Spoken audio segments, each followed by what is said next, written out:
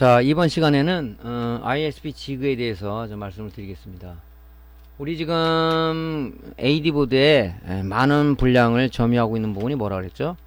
MCU하고 EPROM인데, 물론 뭐 다른 것도 있을 수가 있겠지만은 이상 작동이 되는 부분을 우리가 찝어서 얘기한다면 그 MCU 안에 들어있는 OS, 즉 펌웨어가 손상이 되거나 아니면 EPROM에 있는, 즉 그래픽 카드와 DDC 프로토콜에서 전송을 서로 할 수 있는 EDID 정보, 즉 모니터 드라이버라고 보시면 된다 그랬죠. 걔가 손상이 돼서 오는 그런 증상들이 많습니다. 그러면 그게 손상됐다. 어떻게 걔를 갖다가 안에 들어있는, 우리가 데스크탑의 PC의 운영체제가 손상됐다면 여러분들은 어떤 작업을 합니까? 운영체제 윈도우 7이라든가 윈도우 10이라든가 이런 CD를 가지고 운영체제를 잘 설치하거나, 아니면 USB에 OS가 담겨진 그런 그 이미지를 가지고 우리가 다시 하드나 아니면 SSD에다가 다시 운영체제를 깔아서 우리가 원활하게 쓰고 있는 거죠. 그죠? 그렇다면 데스크탑에서 CD라든가 USB라든가 이런 것들이 운영체제를 다시 써줄 수 있는 그런 수단이란 말이죠. 그럼 AD보드에서는 그 MCU 안에 있는 펌웨어라든가 그 EEPROM에 있는 EDID 정보를 어떻게 써놓을 것이냐. 근데 장비가 있어야 돼, 장비가. 그게 바로 뭐냐? ISP 지그라는 얘기입니다. 예전에는 이 롬라이터라는 게 있었어요. 롬라이터라는 장비를 썼는데, 롬라이터하고 ISP 지그 차이점이 뭐냐면, 롬라이터는 그죠? 소자를, 그죠? 디바이스를 탈거를 해서 소켓에 장착해서 라이트 읽거나 쓰기 작업을 했었어요. 근데 ISP 지그는 뭐냐면,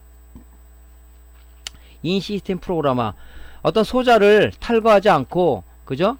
그 PCB에 붙어 있는 상황으로 우리가 어떤 펌웨어라든가 아니면 EDI 정보를 써놓을 수가 있고 읽을 수가 있다 하는 것이 장점이죠. 이 ISP 지그 출현은 어떻게 되냐면, 그 모니터라든가 이런 걸 양산 체제에 있는 공장에서 제조 라인에서 우리가 지금처럼 하나씩 써놓을 수가 없잖아요. 수십 대는 수백 대를 딱 걸어놓고 ISP 연결해놓고 동시에 MCU에다가 펌웨어를 써놓기 위해서 그렇게 썼던 장비들인데, 그게 이제 우리 개인한테까지 보급돼서 쓰고 있는 거죠. 그래서 지금 이거는 쓰는 방법이 굉장히 쉽습니다.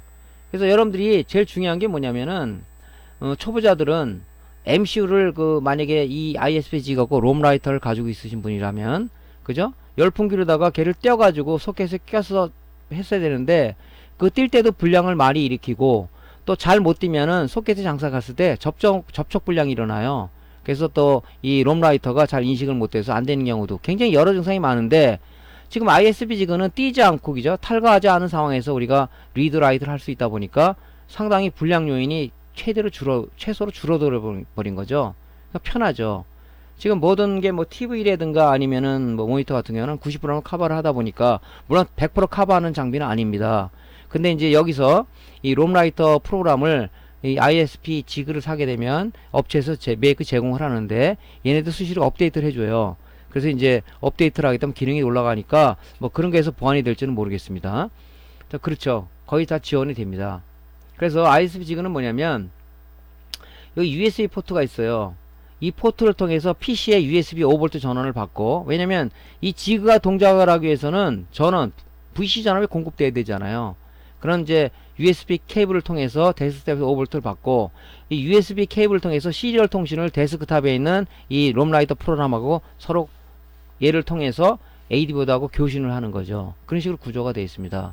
USB 전원, USB 방식의 인터페이스, 그 다음에 이제 이런 프로그램 세 가지가 있어야 되겠죠.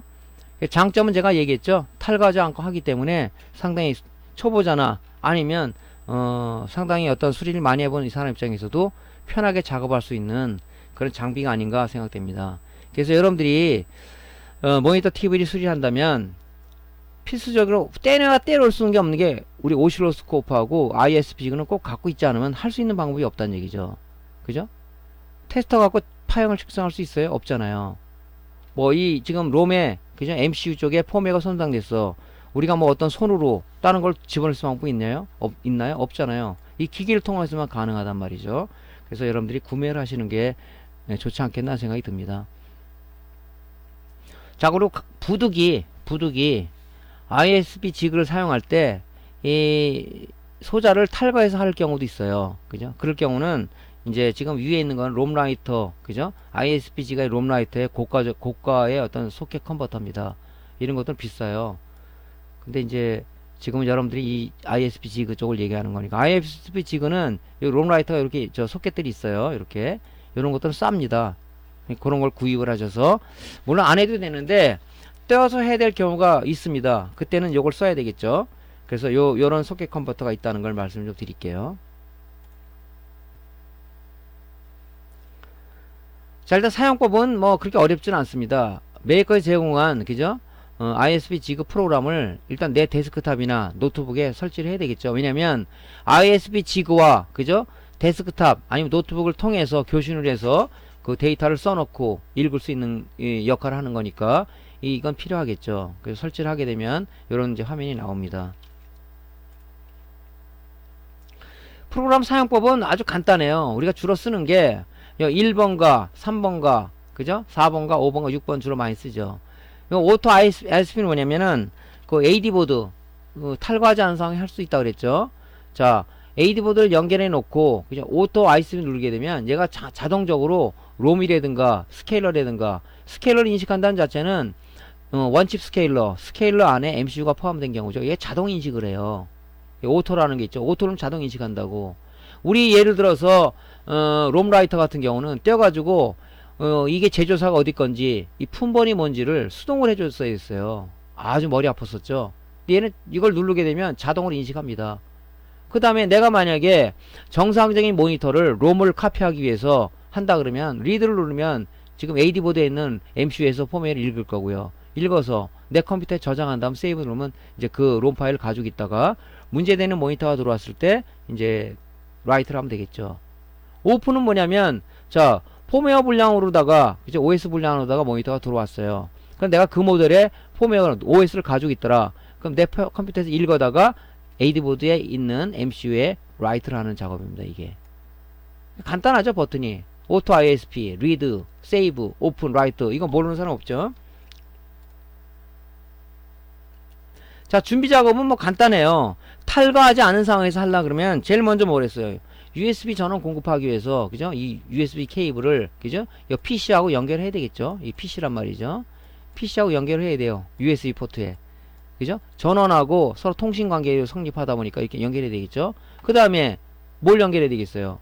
요 지금 ISP 지그 쪽에 탈거하진 상황이기 때문에 교신을 하기 위해서 RGB 포트를 AD보드 RGB 포트하고 ISP RGB 포트를 연결하면 되겠죠. 그 다음에 또 뭘 해야 되겠어요? 이 AD보드에 전원이 들어가야 되겠죠. 전원이 안 들어간 상황에서는 이 전원이 공급돼야 여기 있는 게 동작돼서 튈 수 있는 거 아닙니까? 그러니까 AD보드에 12V 전원이 인가돼야 된다.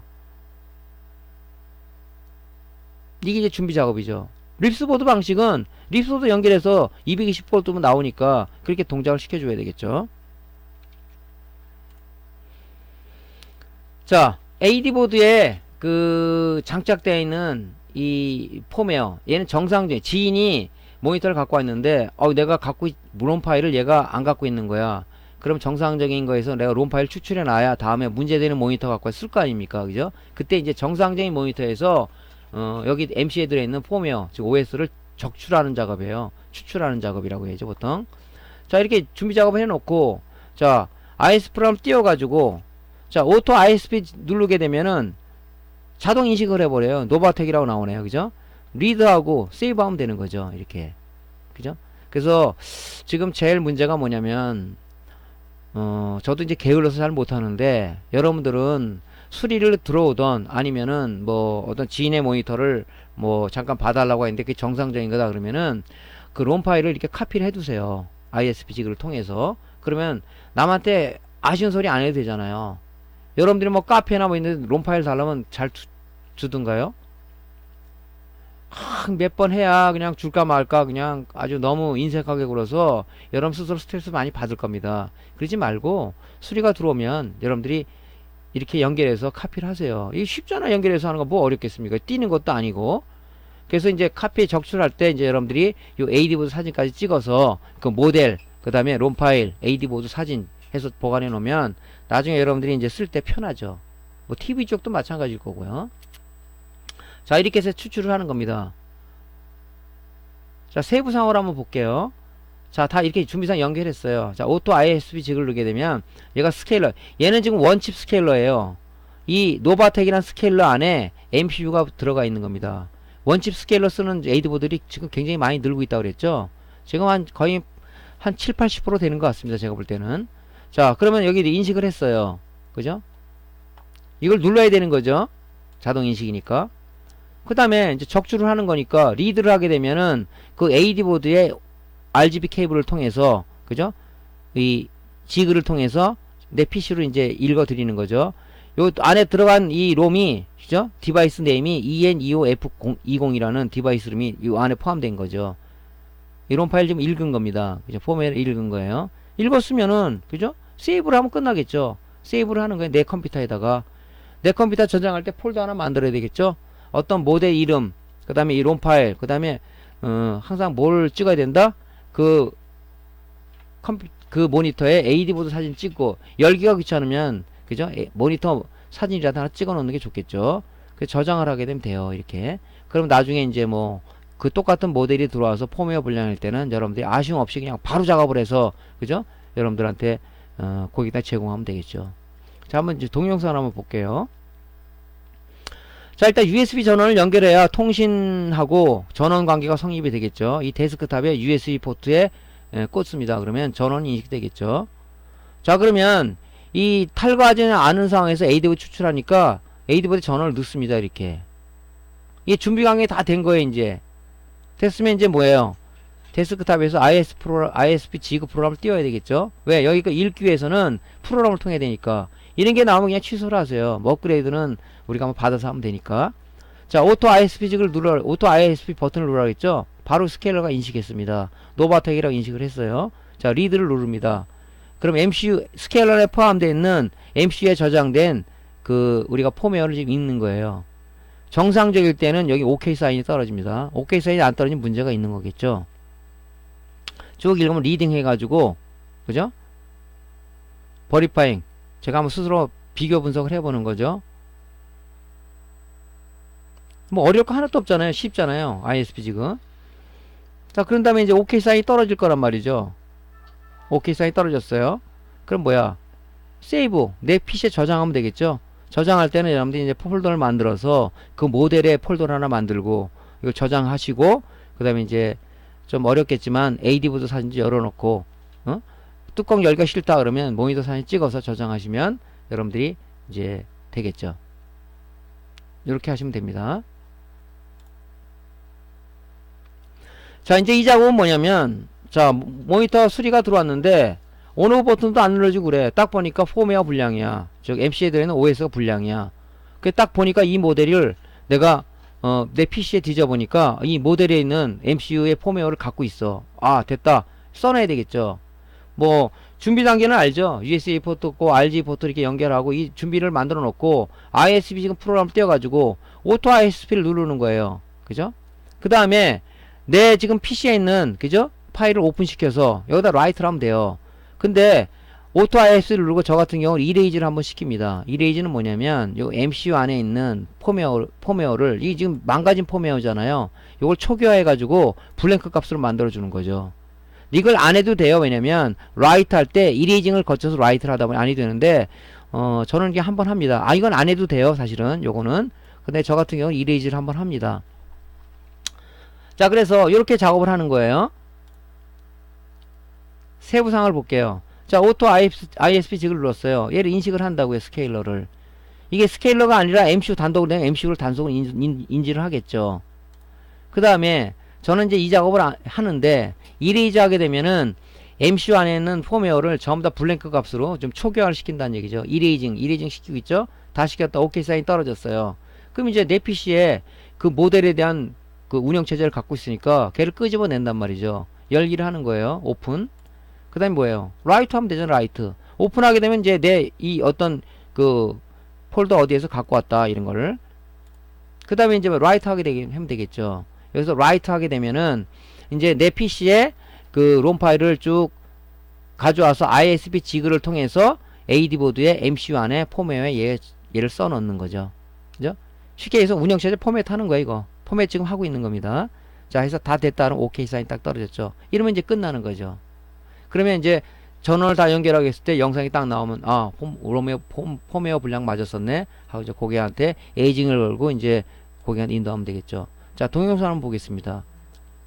자, USB 케이블을 PC에 연결해야 되겠죠. 그러면 이제 전원이 들어오면서 얘가 준비 단계가 되는 거예요. 그죠? 자, 그 다음에 이제 AD 보드에 탈거하지 않고 그냥 붙은 상황에서 하다 보니까 전원을 넣어야 되겠죠. 당연히 넣고 나서 이제 ISP 지그 프로그램을 띄워야 되겠죠.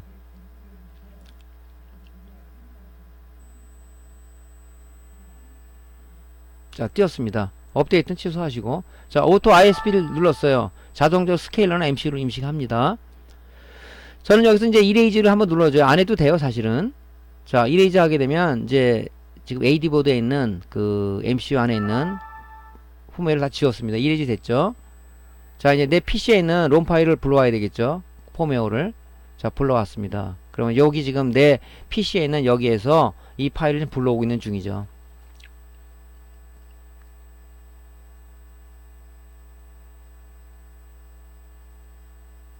여기서 오토 이레이징 하죠. 얘가 쓰기 전에 이렇게 이레이징 한다고요. 안 해도 상관이 없는데, 저는 이제 뭐, 이 습관이 돼서 합니다. 자, 이레이징 하고 이제 프로그래밍 하고 있는 거예요. 프로그래밍 하고 있다는 얘기는 뭐냐면, 우리 데스크탑에 포맷을 하고 있다. 그런 얘기입니다. 그럼 다 됐다. 그러면 여기 오케이 사인이 떠. 요 사인을 잘 봐야 돼요. 여기서 빼시면 안 되겠지.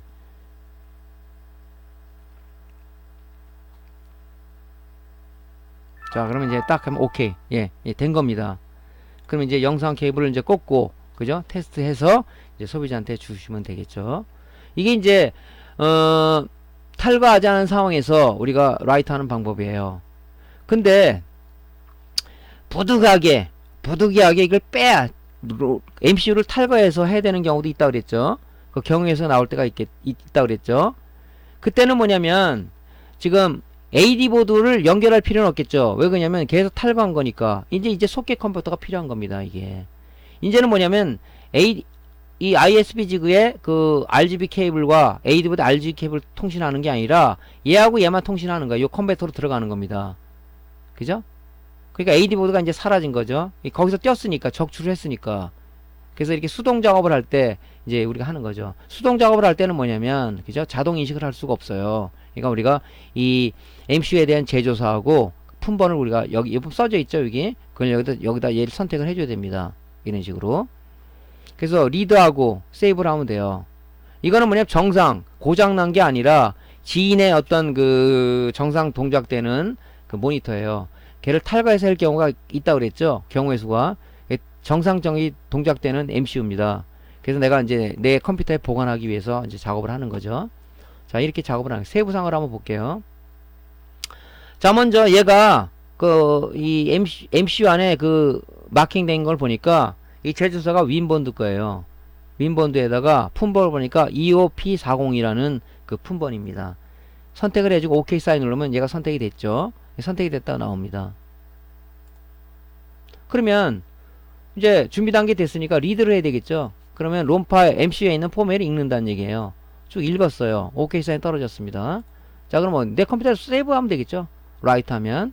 자, 그러면 내 폴더를 하나 만들고 그 모델명을 치고, 그죠? ADV 사진 하나 찍고 해서 저장을 하시면 나중에 이 모델이 문제에서 왔다 그러면 이제 폼웨어를 가지고 이제 쓰면 될 거 아닙니까?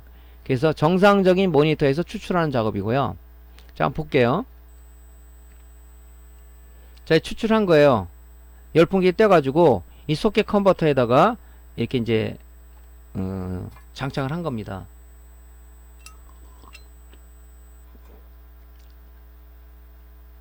이렇게 붙여서 작업할 수도 있고 ISP가 이렇게 떼어서 적출해서 이 소켓 컨버터에 껴서 장착해서 쓸 수도 있어요. 이렇게 편하죠, 굉장히. 저는 약간의 개조를 거쳤어요.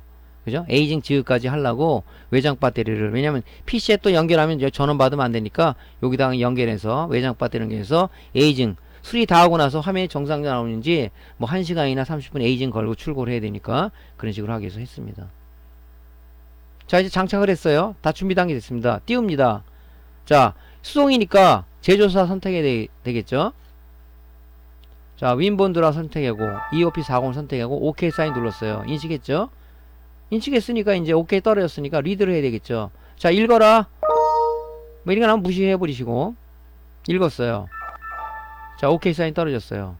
내 컴퓨터에 저장하면 될 거 아닙니까? 라이트. 그죠? 이렇게 하면 이제 아쉬운 소리 안 하고 문제가 됐을 때 이걸 이제 여러분들이 라이트 하면 되겠죠. 자, 거의 이제 탈거하지 않고요. 여러분들이 붙은 상황에서 그냥 RGB 케이블 연결해서 바로 그냥 하면 돼요. 그러면 또 이런 얘기를 하시는 분이 있어요. 아니, RGB 케이블이 아니고 모니터는 RGB 케이블이 있고 DVI 케이블만 있는데요. DVI D 케이블 포트밖에 없는데요. 뒤에서 얘기하자면 컨버터 쓰시면 되잖아. RGB to DVI 컨버터라는 게 있어요. 그걸 써서 하시면 되겠죠.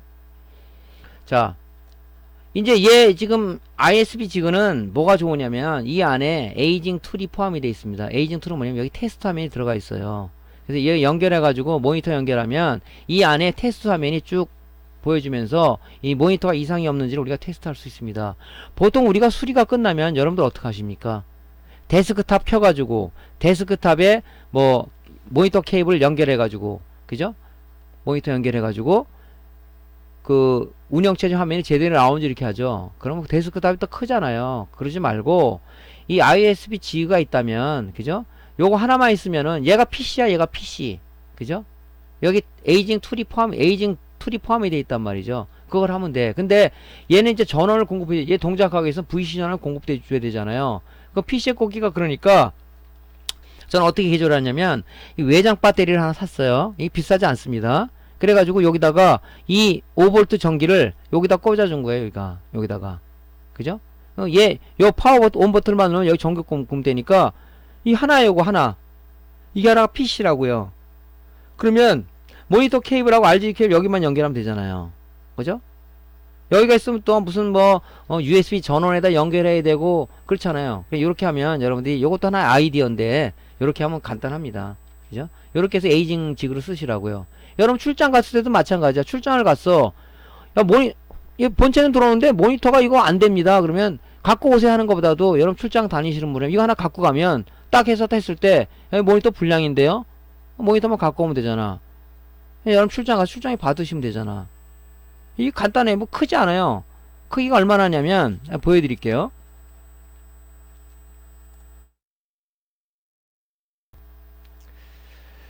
저는 이제 이렇게 좀 개조를 좀 했어요. 개조를 이렇게 보시면 이렇게 개조를 했어요. 이렇게.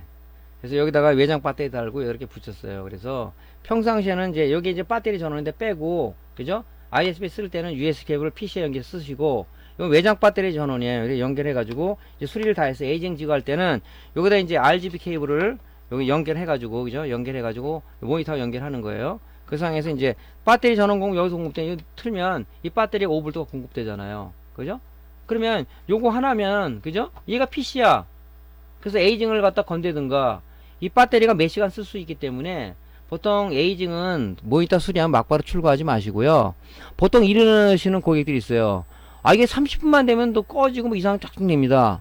그러면 의심을 해봐야 돼요. 수리는 됐지만 그때 이제 에이징 이 지그에 의해서 그 사람이 30분 만에 건다면 최소한 1시간을 에이징을 걸어야 되겠죠? 에이징을 걸어서 문제가 생기는지 아닌지 봐야 된단 말이죠. 그때 요걸 유용하게 쓰는 거예요. 이렇게 안 쓸 땐 요거 온 끄면 배터리 전원이 나가잖아요. 요렇게 이제 쓰시면 편해. 그러니까 뭐 출장 다니시는 분들, 이게 모니터 불량이 아니야, 뭐 어떻게 할 수 있는, 그렇다고 노트북을 들고 다닐 수는 없잖아요. 그때 요게 필요하단 말이죠. 요게, 그죠? 자체 배터리까지 있으니까. 그래서 요렇게 사용하시면 편할 것 같습니다. 에이징 툴로다가도 아주 원활한 유용하게 쓸 수가 있다 하는 걸 말씀드렸고요. 자, 이제 수리 완료된 거예요. 지금 이게 PC를 하나 놓은 거라고 지금, 그죠? 이게 모니터 수리된 거라 가정합시다. 자, 평상시에는 이렇게 안 하면 여러분들 PC 데스크탑 여기다 놓고 막 걸구작거리고 아주 짜증날 정도로 막 장소가 비좁은데 그런 데 있단 말이죠. 그럼 해가지고 야, 모니터 케이블 연결했어요. 자, 요 파워 버튼 눌렀어요. 여기서 전원이 공급되지 않습니까? 얘가 테스트 화면이 보통 4개, 6개인가 들어있을 거예요. 이렇게 나온다고. 그러면 만약에 불량이라 뭐 줄이 생기든가 이게 잘 구현이 안 될 거란 말이죠. 불량이네. 다시 수리 들어가야 되네. 또 그러거나 아까처럼 고객이 뭐 30분만 있으면 문제 생겨요. 그럼 30분 이상을 걸어 놔봐야 되잖아요. 그랬을 때 이상이 없다 그러면 이제 출고하시면 되겠지. 그죠? 편하잖아요, 이거. 시간 많이 걸리지 않잖아요, 이런 것들은. 그죠? 이렇게 지가 알아서 오토 화면으로 전환이 되죠, 이렇게. 그러니까 패널 테스트 지구에도 이게 에이징 툴이 포함되어 있는데, 그거보다는 이게 소형이니까, 여러분들이 출장 다닌다? 아니, 뭐, 소비자 간단히 왔다 그러면, 요거 가지고 여러분들이 테스트 해주면 되잖아요. 그죠? 그래서 편하게 쓰고 있습니다. 저는, 주로 이제 뭐, CCTV 업체에서 많이 또 모니터를 갖고 오는데, 왜냐면 CCTV는 24시간 켜놔야 되는 거기 때문에, CCTV 업자들, 뭐, 보통 보면 임대를 많이 해주는데, 뭐, 100대, 50대 막 이렇게 막, 뭐, 업체에다 임대를 해요. 고장이 나니까 거기서는 이제 월 얼마씩 받는 모양이에요. 갖고 온다고. 그 고장이 나면 일단 먼저 뭐냐면 전원을 연결해 가지고 일단 먼저 파워 버튼 온이 들어오나 봐야 되겠죠. 그 다음에 뭐냐면 이상 작동되는 거라면 에이징 지금 이 툴을 연결해 가지고 한번 테스트 해봐요. 이건 뭐 문제네 하고 딱 얘기해 주고 이제 수리를 들어간다고요. 먼저 보여줘야 되면 갖고 오시는 분들은 여러분들이 보통 이래 데스크탑 얘 두고 가세요 이러지 말고 전원을 연결해서 진짜 이 전원은 들어오는데 그죠? 화면이 안 나오는 건지 화면은 나오는데 뭐 브루스크린이 나는 건지 모니터가 오면은 두고 가세요 이러지 말고 전원을 연결해서 파워 온 버튼 눌렀을 때 뭐 시그널이 들어오는지 그런 거 확인해 봐야 된다고. 그러면 여러분들이 대충 얘기를 해줘야 된다고요. 그래야지 여러분들이 수리 단가가 나오지 않습니까? 근데 보통 건 받아서 뭐 이렇게 우기는 사람들이 있어요. 집에서 잘 되는데 왜 여기서 이렇게 망가뜨렸습니까? 이런 경우도 발생할 수 있어요. 소비자 컴플레인이 들어오기 때문에 항상 업무는 좀 여러분들이 명확하게 하시는 게 좋다. 그래서 들어왔을 때 뭐 어떤 증상입니까? 뭐 얘기할 거 아닙니까? 그러면 화면이 아예 안 나오네요. 그러면 화면이 안 나온다는 자체는 데스크탑에 그 그래픽 카드 불량일 수 있단 말이죠. 그럼 이 에이징 지그를 연결해서 딱 연결했을 때 모니터 불량은 아니네요. 데스크탑 가져오세요. 그럼 소비자가 굉장히 좋아하겠죠. 정확하게 진단이 되네요. 이것도 우리가 하나의 영업 마케팅 전략이다 하는 거죠. 여러분들 그런 걸 좀 참조하셨으면 좋겠습니다. 저 같은 경우는 이제 들어오면은 뭐 데스크탑인지 노트북인지 모니터인지 무조건 연결해요. 잠깐 기다리십시오 하고 한다고요. 그죠?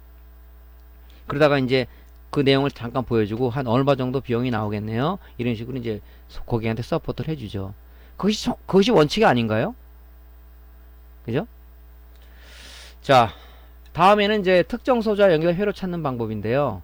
지금 여태까지 립스보드하고 AD보드 얘기를 많이 했어요. 동작 원리도 다 알았습니다. 이제 문제 회로를 찾아가야 되는데 이 회로 찾아가는 걸 이 초보자들은 못해요. 못 찾아가. 왜 그러냐면 지금 이 솔다 마스크 잉크들이 이렇게 퍼렇게 칠해지거나 뭐 고동색 칠해지면 이 회로가 보이질 않아요. 설령 잘 보인다 그래도 회로 딱 찾아가기가 굉장히 어렵죠. 그래서 제가 뭐라 하냐면 디지털 테스터기를 도구로 써라. 그래가지고 여러분들한테 얘기를 해줬어요. 어떻게 얘기해 줬냐면 자 우리가 솔더 어시스트라는 이런 걸 사게 되면 우리가 이런 거 많이 쓰잖아요. 그죠? 어떤 소자를 갖다 납대 들어 올리기 위해서 쓰는 도구도 있을 거고 그죠? 이런 많단 말이에요. 브러쉬 툴이 하나 있는데 요걸 니파를 이렇게 잘라요. 그럼 요게 막 당강 떨어지죠? 그럼 요걸 좀 약간 구멍 넓혀서 요 테스터기에다 꽂으면 딱 이렇게 들어갑니다. 여기. 자 그래가지고 어떻게 하냐면 회로를 찾냐면 테스터기 부자 모드로 놓으면 얘가 쇼트가 된다는 얘기는 회로가 연결됐다는 얘기 아닙니까? 그때 부자가 올리면 이게 연결된 회로구나 알 수가 있단 말이죠. 그래서 이 브러쉬 테스터 툴을 이용해라 하는 얘기를 예전에 강의를 한번 해줬던 기억이 납니다. 다시 한번 설명드리면 이렇게 만드세요. 만들어 가지고 측정을 하는 거예요. 자 스케일러 공급되는 게 도대체 얘가 아니야? 하고 긁어보는 거야. 그랬더니 역시나 얘가 그죠? 이 레귤레이터가 스케일러에 공급되는 이 불이 들어오죠. 그죠? B 울리거나 테스터기도 이렇게 이 쇼트가 됐을 때 불 들어오는 테스터기를 사세요. 그러면 눈으로 확인하기 또 좋잖아요. 왜냐하면 테스터기 부자음 소리가 약해요. 시끌시끌하면 더 약하죠. 사람들이 많이 있으면. 왜 불이 들어오면 요거네. 요 회로들이 이쪽하고 연결돼서 들어가는 거라고 보시면 돼요. 그죠? 이렇게. 또 이런 치 콘덴사들은 그냥 노이즈를 우리가 바이패스 시키기 위해서 VCC와 그라운드에 무지하게 많이 붙어 있습니다. 이런 치 콘덴사들이. 하면 바로 나오잖아요. 이렇게. 얘가 여기에 VCC가 열로 공급되는구나. 그죠? 알 수가 있죠. 그래서 이렇게 여러분들이 회로도를 놓고 하면 여러분 못하잖아요. 그러니까 이건 뭐 회로들 뭐 크게 어렵지 않잖아요. 이 메인 전원부, 뭐 여기에 지금 LDO 레귤레이터, LDO 레귤레이터 이게 지금 어디에 공급되는 거야, 그죠? 요거는 아마 이쪽에 공급되는 걸 거라고요. 그럼 찾아 들어가. 여기 아웃풋에 놓고 여기 다리를 긁어봐. 그럼 이 지금 이 사운드 칩인데 여기 지금 VC 단자가 있을 거란 말이죠. 그럼 얘가 연결된 이게 이 소자야. 그러면 얘는 요 앞단에는, 그죠? 앞뒷단에는 뭐 콘덴서가 붙어 있다 그랬죠? 그러면 콘덴서 어떻게 찾아요? 요 출력 단자하고 이제 요 플러스 단자하고 연결했을 때 부자면 얘가 연결된 이 아웃풋 쪽에 콘덴서란 말이죠. 출력 콘덴서. 이렇게 해서 이 브러쉬 툴을 이용해 보자 하는 거죠. 요거 저도 간혹 써요. 잘 모르겠다 그러면 보면 그쪽에서 뒤져 나가면 되죠.